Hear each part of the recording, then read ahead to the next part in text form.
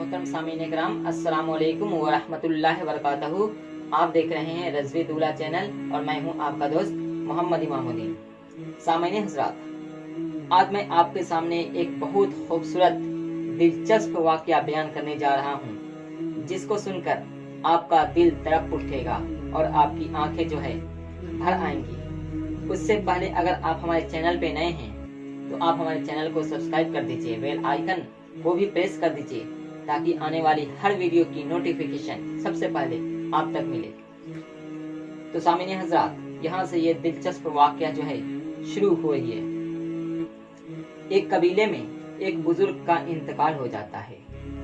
लोग उनके मैयत को नहलाकर कफन पहनाते हैं और फिर कब्रिस्तान के लिए रवाना हो जाते हैं। जब कब्रिस्तान पहुंच जाते हैं तो उससे पहले उनकी मैयत को एक जगह रखकर जनाजा पढ़ने लगते हैं। जैसे ही इमाम साहब मुसल्ले पे जनाजा के लिए खड़े होते हैं, तभी वहां मौजूद एक आदमी खड़ा हो जाता है और उस मैयत की चरपाई को पकड़ लेता है और दावा करता है कि मरने वाले पर मेरा 15 लाख रुपया बकाया है।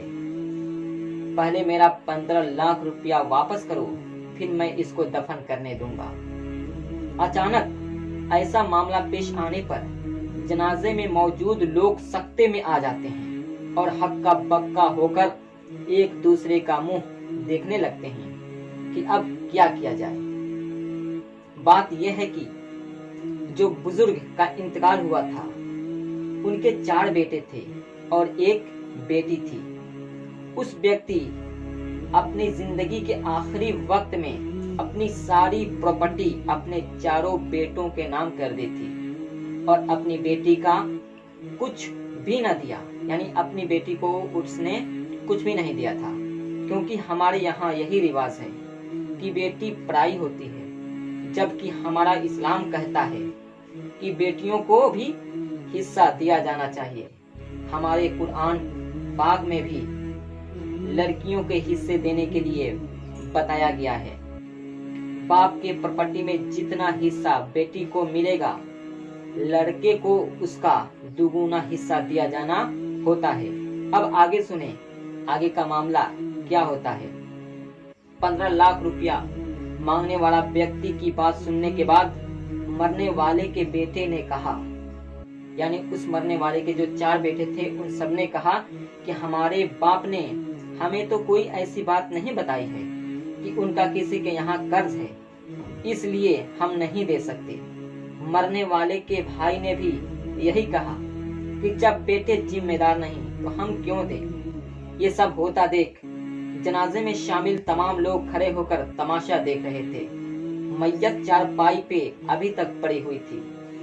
जब काफी वक्त गुजर गया तो ये बात घर की औरतों तक भी पहुंच गई। जब ये खबर मरने वाले की बेटी को पता चली तो बेटी ने कर्ज की बात सुनी तो फौरन अपना सारा जेवर उतारा और सारी नगद जमा राशि उस आदमी के यहाँ भिजवा दी और कहा, अल्लाह के लिए यह रकम रख लीजिए और जेवर बेच दीजिए। उसके बाद जो भी कम पड़े मैं अपना घर बेचकर आपको अदा कर दूंगी, लेकिन मेरे बाप की जनाजा यानी मैयत जो है उसे दफन करने दीजिए।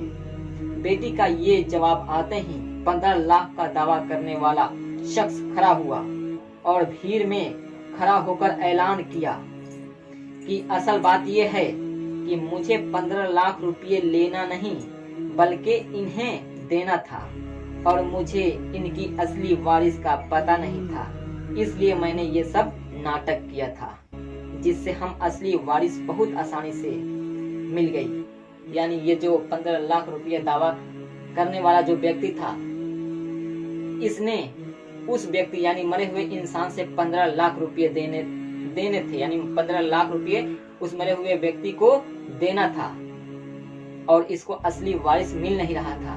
तो ये उसने नाटक किया था ताकि इससे असली वारिस की पहचान हो सके और 15 लाख रुपए जो मुझे वापस देना है, इनके असली वारिस को अदा कर दिया जाए। इसलिए मैंने ये सब नाटक किया, यानी उस आदमी ने ये सब नाटक किया जिससे हमें असली वारिस बहुत आसानी से मिल गई। और वो इनकी असली वारिस इनकी लड़की है।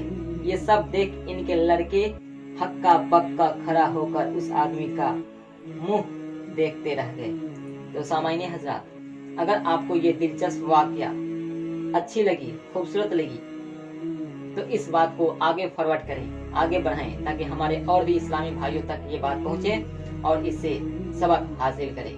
तो दोस्तों, इस वीडियो में बस इतना। मिलते हैं नेक्स्ट वीडियो में, तब तक अपने दोस्त मोहम्मद इमामुद्दीन को इजाजत दें। अस्सलाम वालेकुम।